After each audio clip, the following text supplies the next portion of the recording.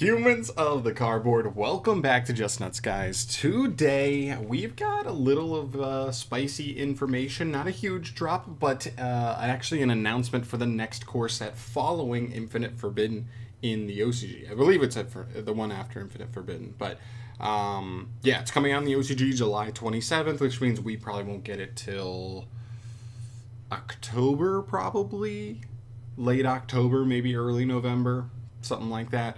That's about what I expect here. But yeah, really cool. Basically, what we're going to do is we're going to look at the name, and I think the name generally does a pretty good job at insinuating what the cover support is at least going to be. Generally, the name of the set is specifically tailored to describe the cover support. But sometimes there are outstanding circumstances where some other cards and support in the set also kind of has something to do with with that there. So what we have here is Rage of the Abyss. Keep in mind this is a tentative translation here. This may not be the exact English translation from what the Japanese name is out the gate, but all we can do is take from what we have. So Rage of the Abyss. Now, I don't think rage really means all that much. That's not like a super key term in Yu-Gi-Oh! In fact, it's more of just like I think that's more of like the generic kind of word here, right? Like any archetype. You could say Rage of the Blue Eyes, Rage of Dark Magician, whatever. It could be, you know what I mean? That could be applied to anything. I think the key word here is Abyss. When I look at Abyss, there's definitely a handful of things that popped out to me. Let's go down them. I had 5 things that I thought were interesting to know. The first one, Abyss actors. I think we can throw that one out. I mean, I don't know. Their new legacy support was actually pretty good, and it came out within the last 2 years. Close. I don't know. It's not that old. Is basically the point I'm on. Would they give Abyss actors even more support this quickly? I don't think it would be the cover support. I just don't think they're a popular enough archetype or character in the anime to make them the cover art support. Would I be surprised if there's 1 or 2 more cards here? Not entirely, but I don't think it's that likely just because they did get that support somewhat recently. Number 2, DDD is another one. DDD actually has a surprising amount of cards that just have like Abyss in the name. So that's just like a slight theme that goes on for them. It's not all over the place for them, but it exists. I could see DDD being in here over Abyss Actor, right? I think the character that plays DDD in the anime is actually like a somewhat prevalent character. That could apply. Also, they have big, badass fiend monsters, so I could see that being a cover art card. I wouldn't count DDD out. Now, DDD also got support not that long ago, so that's another one where I'm like, is it still too recent? Would they really dive in with even more support for them this soon? Especially if it's cover art support, which generally tends to be like 7 to 8 cards of new support. Is that too much? Potentially.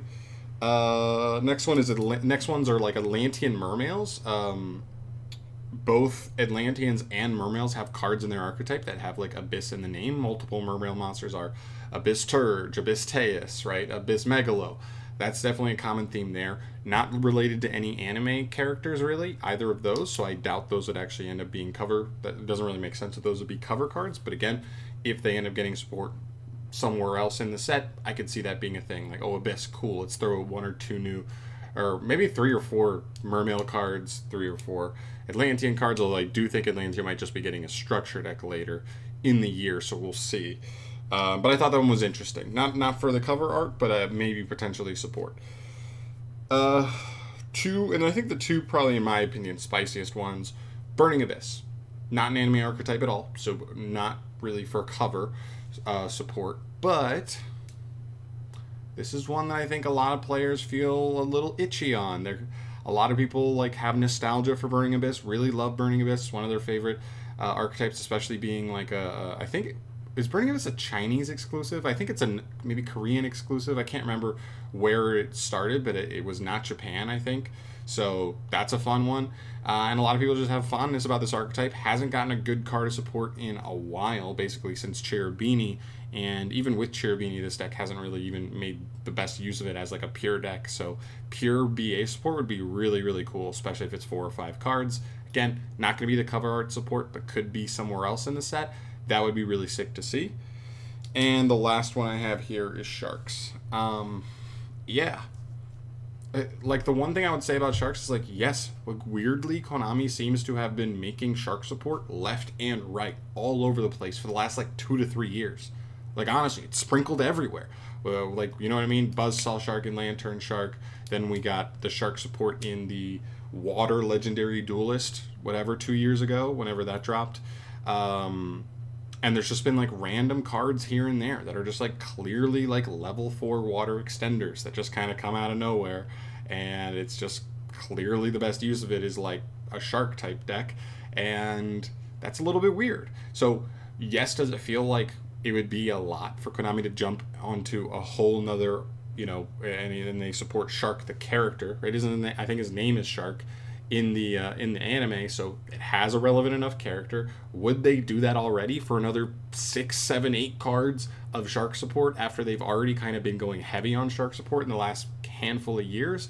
Maybe it feels like a lot, but to be honest, if they've been doing it as much as they have to this point, why couldn't they do it again? So I'm not going to discount that one either. So I do think Sharks and DDD do have the potential. Now keep in mind this is a tentative translation as well, so Abyss may not even be the correct word here when all is said and done and it's officially translated, and that's the correct word. But with what we have, these are definitely the archetypes I think are the most interesting. So let me know your guys' thoughts down below. Is there anything else here that you think is interesting? Is there anything that comes from like Rage or anything else from the word Abyss that you think could make sense to end up in here? I'm very, very curious. This is just what I found. I did a quick scroll through searching like Abyss and Rage, like through the search engine, just to see what could come up off of those, and these were the ones that stuck out to me. Let me know if you think there's anything spicy that pertains to that stuff. But other than that, let me know what you want to see out of this next core set. It's exciting stuff. I think it sounds cool, and I hope it's something people are going to be happy about. So we'll see. But I'm out of here for today. Thank you so much for watching. As always, stay tuned for more news. I really expect this week to be a heavier news week. We still have like almost 45 cards that need to be revealed and like 25 days to do it. So we're going to start getting cards hot and fast here, I would think. So I'll keep you updated on that stuff. Subscribe to the channel if you want to see updated on all things Yu-Gi-Oh! News. And I will see you guys in the next video. Thanks for watching. Peace.